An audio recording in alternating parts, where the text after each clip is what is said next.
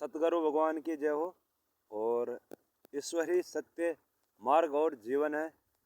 इस YouTube channel में आप सभी भाई बंधुओं का स्वागत है।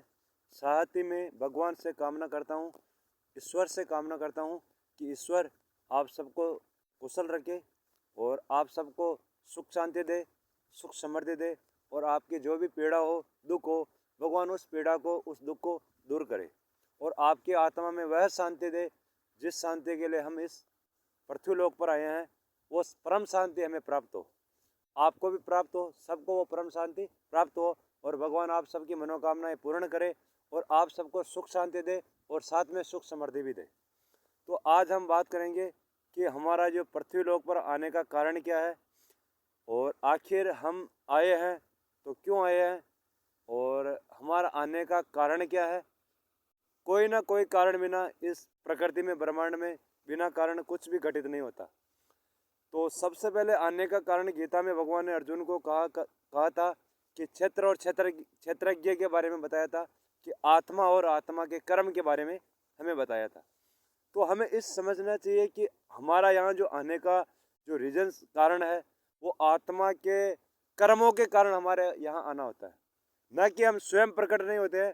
हमारे कई कितने ही जन्म हो चुके हैं, और हमें मानना चाहिए, इस चीज़ को हमें स्वीकारना चाहिए, न कि हमें ये तर्क वितर्क के चक्रों में हमें नहीं उलझना चाहिए। बाकी सत्य यही है कि हमारा आने का कारण होता है आत्मा और आत्मा के कर्म। हमारे कर्म के कारण आत्मा को बार बार संसार में आना पड़ता है और उन कर्मों को भुगतना पड़ता है। तो हमें आज इस चीज़ में विचार करना चाहिए कि हमारा यहाँ आने का कारण क्या है, और आए हैं तो हम किस तरह हम इसी लोक में हमारी आत्मा का कल्याण कर सके, ताकि हमें ये बार बार संसार सागर में आना जाने, ये जो आने जाने का जो चक्र है, इस चक्कर से हम बाहर निकल सके और भव सागर से हम पार तर सके। क्योंकि कई ऋषियों ने, हमारे प्राचीन सनातन धर्म में कई ऋषियों ने इस संसार सागर को अलग अलग नामों से पुकारा है। किसी ने संसार कहा है और किसी ने भव सागर कहा है, किसी ने अलग अलग नामों से इनको अपने अपने विचारों के अनुसार इनका नाम रखा संसार का। किसी ने ब्रह्मांड बोला है, तो किसी ने संसार बोला है, तो किसी ने अलग अलग नामों से उपाधि दी है। भव सागर भी बोला है कि ये सागर की तरह है, जो हमें भव सागर से पार निकलना है। जो ये दरिया है, इस दरिया में हमारे को नहीं डूबना है, इस दरिया में हमारे को नहीं उलझना है, हमें आसानी से इस भव सागर से पार हो जाना है। तो इसके लिए हमें सबसे पहले ये समझना चाहिए कि हम आए हैं तो क्यों आए हैं, और हम किस तरह हमारी आत्मा का कल्याण कर सके, इस भव सागर से हम किस तरह बच सके। तो जो भक्ति और तप और दान, हमारे शास्त्रों में भगवान ने गीता में बताया है कि निरंतर, हे अर्जुन, जो भक्त मेरे को निरंतर भजता है उसको मैं संसार सागर से, ये जो संसार सागर है, इसका मतलब ये जो जन्म मृत्यु का चक्कर है, उससे मैं मेरे भक्त को आज़ाद कर देता हूँ। फिर जो भगवान का जो भक्त होता है, ये जो जन्म मृत्यु है, इसके चक्कर में वो नहीं आता है, उसका कल्याण हो जाता है। वो उस परम पद, ब्रह्मा के पद को पा लेता है, जिसके लिए कितने ही तपस्वी ऋषि मुनि ने हमारे को गीता के माध्यम से बताया है, शास्त्रों के माध्यम से बताया है कि वो ब्रह्म सत्य जगत मिथ्या, जो ब्रह्म है वो सत्य है। ब्रह्म, आत्मा, पुरुष, ये जितने भी नाम है, ये ब्रह्म के नाम है, और ब्रह्म सत्य है। हमें सत्य की ओर जाना चाहिए कि आखिर सत्य क्या है।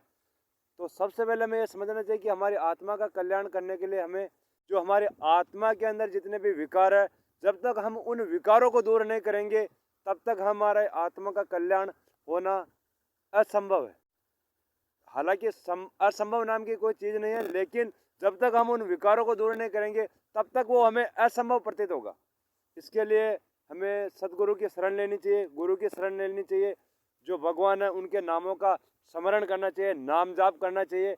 वो बाहरी दिखावे के लिए नहीं, बाहरी पाखंड के लिए नहीं, अंदर से हमारी आत्मा का कल्याण करने के लिए हमें भगवान का नाम जाप, मन ही मन में प्रभु के नाम जाप का स्मरण करना चाहिए, कीर्तन करना चाहिए। इससे धीरे धीरे हमारी आत्मा के अंदर जो काम है, क्रोध है और राग है, ईर्ष्या है, द्वेष है, घृणा है, और जितने भी विकार समाये हुए हैं हमारी आत्मा में, जो ये विकार है, जिन्होंने ये डेरा डाल रखा है, जो कि हमें आत्मा तक पहुंचने ही नहीं दे रहे हैं, इन विकारों को हमें दूर करना है। इन विकारों को हम जब तक दूर करेंगे, तब ही हमें आत्मा का अंतःकरण में महसूस होगा कि ईश्वर की आत्मा ही हमारे अंतःकरण में विद्यमान है, ना कि हम शरीर है। कोई हम शरीर नहीं है, जो क्योंकि शरीर होते तो आदमी जा कहाँ रहे, फिर आत्माएं कहाँ जा रही है। इसलिए हमें हमारी आत्मा का कल्याण करना चाहिए इससे। और अगर किसी से जैसे नाम जाप नहीं हो रहा है कोई आदमी अगर, तो इसके लिए भी भगवान ने बताया है कि निष्काम कर्म योग, निष्काम कर्म योग के द्वारा भी आदमी अपने जो पूर्व जन्म के जो जितने भी पाप है उनको आदमी दूर कर सकता है। उन निष्काम कर्म योग जिसमें व्यक्ति का निजी स्वार्थ ना हो, वह कर्म जिसमें कर्तापन का भी त्याग होना चाहिए कि मैं तो एक माध्यम हूँ, निमित्त हूँ, सब कर्ता ईश्वर है। जब आदमी के अंदर ऐसे भाव उत्पन्न होगा तो उसे निष्काम कर्म योग की साधना का पता चलेगा। और निष्काम कर्म योग ऐसी साधना है जिससे आदमी सात्विकता से ईश्वर की प्राप्ति कर सकता है। जो आदमी निष्काम कर्म योग के मार्ग पर है, जैसे किसी की भलाई करना, परोपकार करना, पुण्य करना, जो निष्काम जिसमें आदमी का पीछे कोई स्वार्थ भावना हो ना हो और निजी स्वार्थ ना हो, उसमें कर्तापन का भी त्याग होना चाहिए कि मैं करता नहीं हूँ, मैं एक निमित्त मात्र हूँ, ये जो मेरा शरीर है एक निमित्त मात्र है, कर्ता ईश्वर है। जब आदमी के अंदर ऐसा भाव आएगा तो वह निष्काम कर्मयोग कहलाएगा।